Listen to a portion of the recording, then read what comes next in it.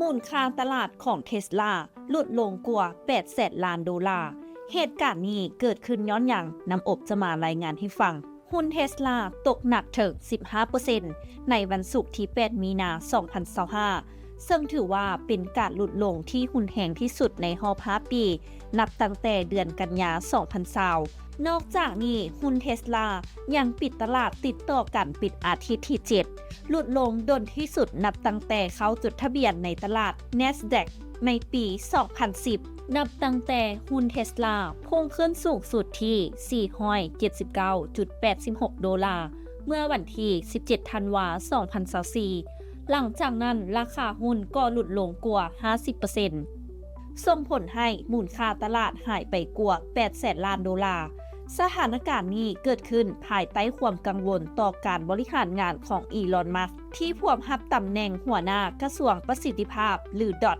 ภายใต้การบริหารของประธานาธิบดีโดนัลด์ทรัมป์แต่อีลอน มัสก์ได้กล่าวลงในแพลตฟอร์ม X ว่ามันจะดีในระยะยาวพร้อมกับการยอมรับว่าการบริหารธุรกิจเป็นไปด้วยความยากลำบากแต่การแบ่งเวลาเข้าสู่เรื่องงานการเมืองส่งผลให้นักลงทุนกังวลต่อทิศทางบ่เพียงเท่านั้นแพลตฟอร์มโซเชียลมีเดีย X ของ มัสก์ยังเผชิญกับปัญหาด้านเทคนิคจนหยุดให้บริการหลายครั้งส่วนบริษัท SpaceX ก็ถูกตรวจสอบหลังจากจรวด Starship ระเบิดระหว่างทดสอบบิน2 ครั้งติดต่อกันเรื่องราวทั้งหมดนี้เฮ็ดให้ความเชื่อมั่นในตัว มัสก์และบริษัทในเครือเริ่มสั่นคลอนอีลอน มัสก์จะสามารถจัดการกับบทบาทที่ซับซ้อนนี้ได้ทั้งหมดหรือบ่ทุกท่านคิดเห็นแล้วใดร่วมแสดงความคิดเห็นกันเข้ามาได้น้ำอบธรรมวงศ์รายงานและท้ายนี้ต้องขอเข้าใจสำหรับการติดตามข่าวสารจากทางไทยกิจเมกาซีนและอย่าลืมไปกดไลค์กดแชร์กดติดตามกด Subscribe